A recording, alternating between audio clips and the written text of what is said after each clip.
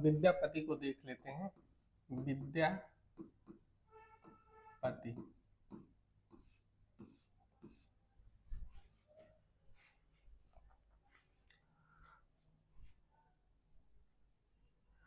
विद्यापति हिंदी साहित्य के आदिकाल के महत्वपूर्ण कवि माने जाते हैं, ठीक है।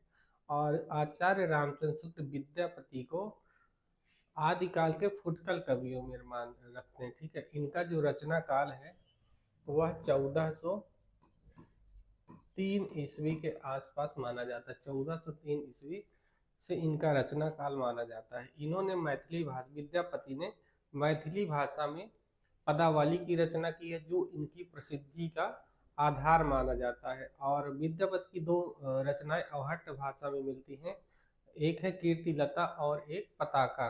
कीर्तिलता एवं कीर्ति पताका, तो इनकी महत्वपूर्ण 3 रचनाएं मानी जाती हैं। कीर्तिलता एवं कीर्ति पताका को विद्यापति ने अवहट्ट भाषा में लिखा है, ठीक है। विद्यापति जो है ये तिरहुत के राजा शिव सिंह है। तिरहुत के राजा शिव सिंह के आश्रित कवि रहते हैं। तिरहुत के राजा शिव सिंह के आश्रय में विद्यापति रहते थे, ठीक है। और ये इन्हीं के दरबारी कवि माने जाते हैं। विद्यापति के अन्य नामों से भी जाना जाता है। विद्यापति को अन्य कई नामों से भी जाना जाता है। जिनमें है एक तो हो गया मैथिल कोकिल कहलाते हैं। मैथिल कोकिल ये अपनी पदावली के कारण कहते हैं, ठीक है। इन्होंने विद्यापति ने जो पदावली की रचना मैथिली भाषा में की है, उसी के कारण विद्यापति को मैथिल कोकिल कहा जाता है। इसके बाद इन्हें नवकवि भी कहा जाता है, कवि कंठहार कहा जाता है, खेलन कवि के नाम से भी जाना जाता है। राजा पंडित भी विद्यापति को कहा जाता है, अपरूप का कवि कहा जाता है, अभिनय जयदेव कहा जाता है, पंचानन भी कहा जाता। तो ये इनके अन्य नाम है। फिर से देख लेते हैं इन्हें। तो मैथिली कोकिल कहा जाता है, मैथिली कोकिल भी कहा जाता है। इसके बाद नव कवि कहा जाता है, नव कवि के बाद खेलन कवि कहा जाता है, खेलन कवि कहा जाता है। राजा पंडित कहा जाता है, राजा पंडित कहा जाता है। अभिनव जयदेव कहा जाता है, अभिनय जयदेव के नाम से भी जाना जाता है। विद्यापति को अभिनय जयदेव कहा जाता है, ठीक है। और इसके साथ साथ अपरूप का कवि कहा जाता है, अपरूप का कवि भी कहा जाता है। और देख लेते हैं पंचानन के नाम से विद्यापति को जाना जाता है, पंचानन। तो इन नामों से विद्यापति को जाना जाता है। कवि कंठहार भी कहा जाता है, कवि कंठहार। तो विद्यापति के इतने अन्य नाम से भी जाना जाता है विद्यापति को। विद्यापति जो थे ये शैव धर्म के अनुयायी माने जाते हैं, शैव धर्म के मतानुयायी माने जाते हैं। लेकिन इन्होंने अपनी रचना में जो नायक और नायिका लिए हैं वह राधा और कृष्ण को लेते हैं। इन्होंने अपने काव्य में, कविताओं में जो नायक नायिका लिए हैं वह राधा और कृष्ण को लेते हैं, ठीक है। शैव धर्म के अनुयायी माने जाते हैं, लेकिन इन्होंने अपनी काव्य रचनाओं में जो नायक और नायिका बनाए हैं वह राधा और कृष्ण का ही वर्णन किया है, ठीक है। लेकिन इन्हें कृष्ण भक्त नहीं मानना चाहिए, शैव धर्म के मतानुयायी माने जाते हैं। आचार्य रामचंद्र शुक्ल इनके विषय में एक कथन लिखते हैं। शुक्ल जी का एक कथन है। शुक्ल जी रामचंद्र शुक्ल लिखते हैं कि जैसे आजकल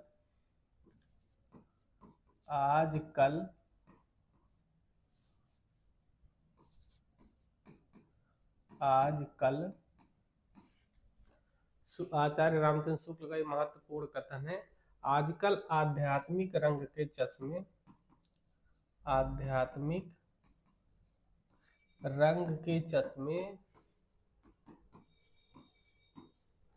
चश्मे बहुत सस्ते हो गए हैं, बहुत सस्ते हो गए हैं। उन्हें चढ़ाकर उन्हें चढ़ाकर जैसे कुछ लोगों ने, उन्हें चढ़ाकर जैसे कुछ लोगों ने, कुछ लोगों ने जयदेव के पदों को, जयदेव के पदों को आध्यात्मिक संकेत बताया है, आध्यात्मिक संकेत बताया है,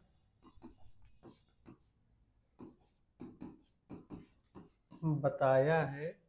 वैसे ही विद्यापति के इन पदों को भी, वैसे ही विद्यापति के इन पदों को भी, विद्यापति के इन पदों को भी।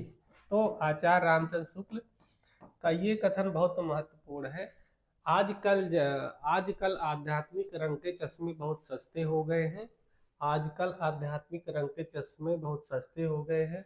उन्हें चढ़ाकर जैसे कुछ लोगों ने, उन्हें चढ़ाकर जैसे कुछ लोगों ने जयदेव के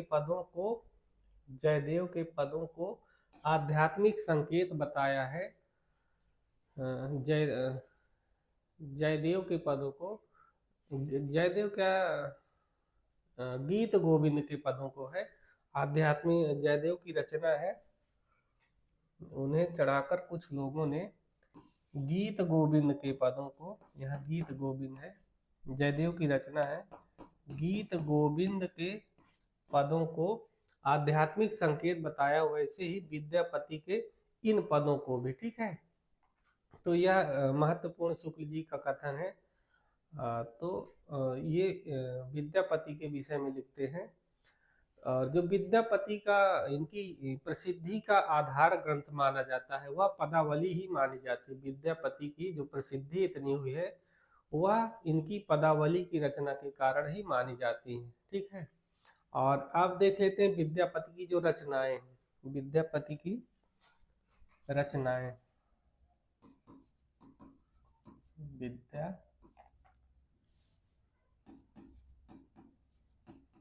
विद्यापति की रचनाएं पहले देख लेते हैं। पदावली है, पहली रचना इनकी पदावली है। पदावली जो है ये मैथिली भाषा में लिखी गई, मैथिली भाषा में है। ठीक है, अब इसके बाद दूसरी रचना है कीर्तिलता, कीर्तिलता, और तीसरी रचना है कीर्ति पताका, कीर्ति पताका।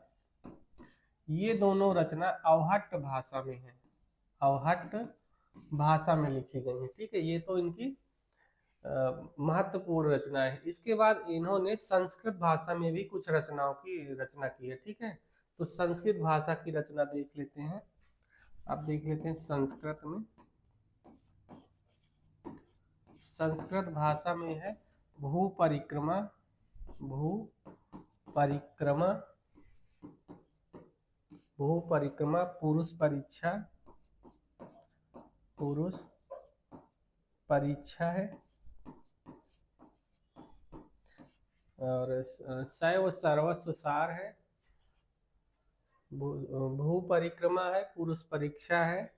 इसके बाद है क्या बोलते हैं, भू परिक्रमा, पुरुष परीक्षा, शैव सर्वस्व सार, शैव सर्वस्व सार, प्राणभूत पुराण संग्रह, प्राणभूत पुराण संग्रह। ठीक है, भू परिक्रमा और पुरुष परीक्षा है, शैव सर्वस्व सार है, प्राणभूत पुराण संग्रह है, दान वाक्यावली है, दान वाक्यावली, दान वाक्यावली, दान वाक्यावली भी संस्कृत भाषा में लिखी गई है। इसके बाद गया पत्तलक है, गया पत्तलक।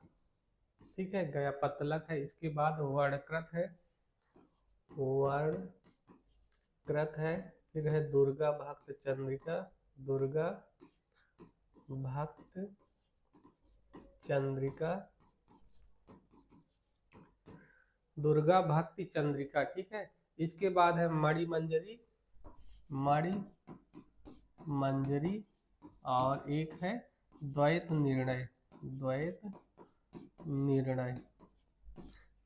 कितनी हो गई? 4, ये 5, 6, 7, 8, 9, 10, 11, 12, 13, 14। तो विद्यापति की ये 14 रचनाएं मानी जाती, ठीक है। फिर से देख लेते हैं इनकी रचना। पदावली जो है ये मैथिली भाषा में इनकी जो प्रसिद्धि का आधार ग्रंथ माना जाता है, यही पदावली है। और पदावली के कारण ही विद्यापति को मैथिली कोकिल कहा जाता है। इन्होंने कीर्तिलता और कीर्ति पताका 2 रचनाएं अवहट्ट भाषा में लिखी है। कीर्तिलता को विद्यापति कहानी कहते हैं, ठीक है। अब संस्कृत की रचना देख लेते हैं। तो भू परिक्रमा, पुरुष परीक्षा, शैव सर्वस्व सार, प्राणभूत पुराण संग्रह, दान वाक्यावली, ज्ञापतलक, वर्णकृत, दुर्गा भक्ति चंद्रिका, मणिमंजरी एवं द्वैत निर्णय, ठीक है। दुर्गा भक्ति तरंगिणी है, दुर्गा भक्ति तरंगिणी, दुर्गा भक्ति तरंगिणी, ठीक है। तो ये रचनाएं हैं, इनकी महत्वपूर्ण रचनाएं मानी जाती है, ठीक है। अब आचार्य रामचंद्र शुक्ल विद्यापति को आदिकाल के फुटकल कवियों में रखते हैं, ठीक है। अब इनके संबंधित महत्वपूर्ण तथ्य देख लेते हैं, ये भी पूछे जाते हैं। विद्यापति तो शुक्ल जी इन्हें आदिकाल के फुटकल कवि में रखते हैं, आदिकाल के फुटकल कवि मानते हैं। आचार्य रामचंद्र शुक्ल विद्यापति को आदिकाल का फुटकल कवि मानते हैं, ठीक है। और विद्यापति को गीत शैली का प्रवर्तक माना जाता है, गीत शैली का प्रवर्तक माना जाता है। हिंदी साहित्य में गीत शैली के प्रवर्तक विद्यापति को ही माना जाता है, ठीक है। हजारी प्रसाद द्विवेदी, इन्हें हजारी प्रसाद द्विवेदी क्या कहते हैं? हजारी प्रसाद विद्यापति को श्रृंगार रस का सिद्ध वाक कवि कहा, श्रृंगार रस का सिद्ध वाक कवि कहा है, सिद्ध वाक कवि कहा है, ठीक है। हजारी प्रसाद द्विवेदी विद्यापति को श्रृंगार का सिद्ध वाक कवि कहा, श्रृंगार रस का सिद्ध वाक कवि का, ये तथ्य पूछे जाते हैं। और बच्चन सिंह है, बच्चन सिंह विद्यापति को क्या कहते हैं? बच्चन सिंह विद्यापति को अपरूप का कवि मानते हैं और इन्हें हिंदी का जातीय कवि कहते हैं। विद्यापति को बच्चन सिंह अपरूप का कवि कहते हैं, अपरूप का कवि कहते हैं और इन्हें हिंदी का जातीय कवि मानते हैं, हिंदी का जातीय कवि कहते हैं, ठीक है। तो ये भी तथ्य पूछा जाता है कि बच्चन सिंह विद्यापति को अपरूप का कवि कहते हैं और उन्हें हिंदी का जातीय कवि घोषित करते हैं, ठीक है। इसके बाद एक चैतन्य महाप्रभु थे, वह विद्यापति के पदों को गाते गाते भाव विभोर होकर मूर्छित हो जाया करते थे, ठीक है। चैतन्य महाप्रभु विद्यापति के पदों को गाकर इतने भाव विभोर हो जाते थे कि उनको गाते गाते वह मूर्छित हो जाते थे। और एक कवि हैं सूर्यकांत त्रिपाठी निराला, तो निराला जी क्या कहते हैं? सूर्यकांत त्रिपाठी निराला जो है पदावली के पदों को, पदावली के इनकी जो रचना है विद्यापति की पदावली मैथिली भाषा में, इनके पदों को क्या कहते हैं?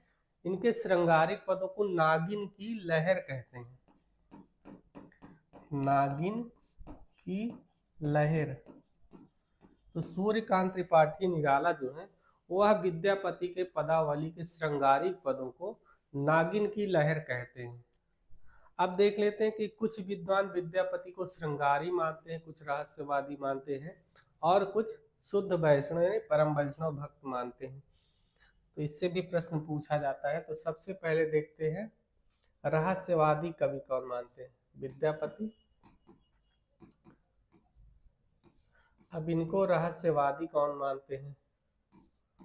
पहला है रहस्यवादी। विद्यापति को रहस्यवादी जॉर्ज ग्रियर्सन और नगेंद्र नाथ गुप्त तथा जनार्दन मिश्र मानते हैं। ठीक है, पहले है ग्रियर्सन, जॉर्ज ग्रियर्सन हो गए, फिर है नगेंद्र नाथ गुप्त और जनार्दन मिश्र। इन्हें क्या मानते हैं? रहस्यवादी कवि मानते हैं। जॉर्ज ग्रियर्सन, जॉर्ज ग्रियर्सन हो गए,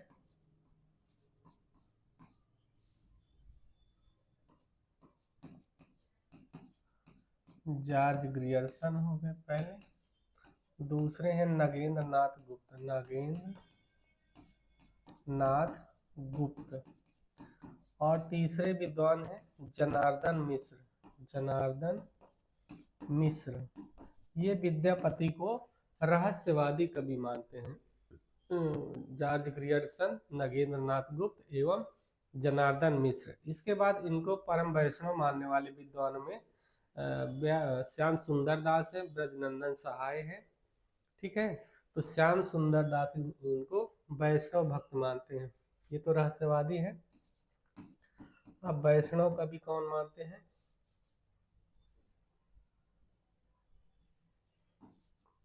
वैष्णव, वैष्णव भक्त मानने वालों में श्याम सुंदर दास है, श्याम सुंदर दास और बाबू ब्रजनंदन सहाय, बाबू ब्रजनंदन सहाय, ब्रजनंदन सहाय। ये इनको विद्यापति को परम वैष्णव भक्त मानते हैं। ठीक है, अब इनके बाद है श्रृंगारी कवि मानने वाले कवि। तीसरे जो वर्ग है वह विद्यापति को श्रृंगारी मानते हैं, श्रृंगारी कवि। श्रृंगारी कौन कौन मानते हैं? श्रृंगारी कवि मानने वालों में हर प्रसाद शास्त्री हैं, आचार्य रामचंद्र शुक्ल है, सुभद्र झा है एवं राम कुमार वर्मा है। ठीक है, तो हर प्रसाद शास्त्री हो गए, हर प्रसाद शास्त्री पहले हो गए। इनके बाद है आचार्य रामचंद्र शुक्ल, रामचंद्र शुक्ल। रामचंद्र शुक्ल के बाद है तीसरे हैं राम कुमार वर्मा, राम कुमार वर्मा और है सुभद्र झा। तो ये लोग सुभद्र झा, ये लोग विद्यापति को श्रृंगारी कवि मानते हैं। हर प्रसाद शास्त्री हैं, रामचंद्र शुक्ल हैं, राम कुमार वर्मा एवं ये सुभद्र झा, ये विद्यापति को श्रृंगारी कवि मानते हैं। ठीक है, विद्यापति ने अपनी का फिर से इन्हें देख लेते हैं, पूछा जाता है इससे। तो विद्यापति को रहस्यवादी कवि कौन कौन मानते हैं? जॉर्ज ग्रियर्सन, नगेंद्र नाथ गुप्त और जनार्दन मिश्र। ये विद्यापति को रहस्यवादी मानते हैं। वैष्णव भक्त मानने वाले में श्याम सुंदर दास है, बाबू ब्रजनंदन सहाय है। फिर श्रृंगारी कवि मानने वालों में हर्षसाथ शास्त्री, रामचंद्र शुक्ल, राम कुमार वर्मा एवं सुभद्र झा। ये लोग इनको शुद्ध श्रृंगारी कवि मानते हैं। ठीक है, अब विद्यापति की कुछ पंक्तियां हैं, पंक्ति देख लेते हैं।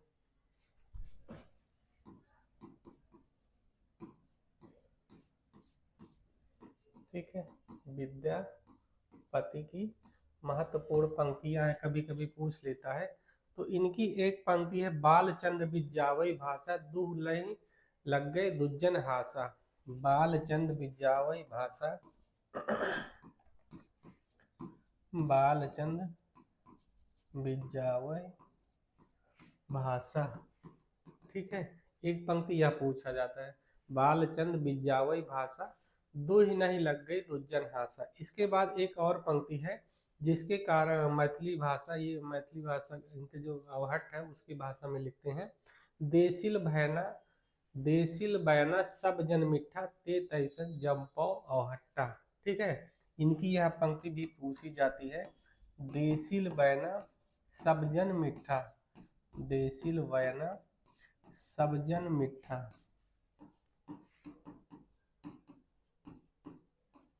यह इनकी पंक्ति पूछी जाती है, देसिल बैना सबजन मिठा ते तैसो जमपौ अहट्टा। ठीक है। फिर है एक पंक्ति इनकी पूछी जाती है, माधव हम परिणाम निराशा। तीसरी है, माधव हम परिणाम निराशा। माधव हम परिणाम निराशा, यह पंक्ति भी पूछी गई है कई बार। तो माधव हम परिणाम निराशा, ये इनकी महत्वपूर्ण कविताएं मानी जाती हैं। तो विद्यापति, इससे एक दो प्रश्न बनते हैं, आदिकाल के महत्वपूर्ण कवि माने जाते हैं, तो इसको ध्यान से देख